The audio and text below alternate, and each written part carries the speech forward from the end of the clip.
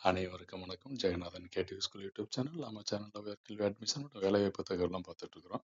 இந்த வீடியோ என்ன சொல்ல வருதுன்னா, டாக்குமெண்ட்ஸ் எதுக்கு ஹேண்ட்செட் அண்ட் சீட்டா ரெண்டு எக்ஸாமுக்கும் தேவையான டாக்குமெண்ட்ஸு இதெல்லாம் கண்டிப்பாக ரெடி பண்ணி வச்சுக்கோங்க. எக்ஸாம் அப்ளிகேஷனுக்கு முன்னாடியே ரெடி பண்ணி வச்சுக்கிட்டிங்கன்னா, ஒன்ஸ் அப்ளிகேஷன் ஓப்பன் பண்ண பிறகு நீங்கள் அப்லோட் பண்ணணும். நார்மலாக இது வந்து ஒவ்வொரு வருஷமும் நடக்கிற விஷயம்தான்.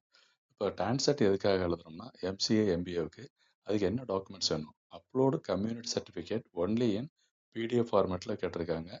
பர்டிகுலராக ஃபீ கன்செஷனுக்காக அது சொல்லியிருக்கிறது. அண்டு இதுக்கு பார்த்தீங்கன்னா, சீட்டாவுக்கு பார்த்தீங்கன்னா எல்லாமே ஆன் ஒன் சிங்கிள் ஃபைலில் நீங்கள் பிடிஎஃபாக இருக்கணும்.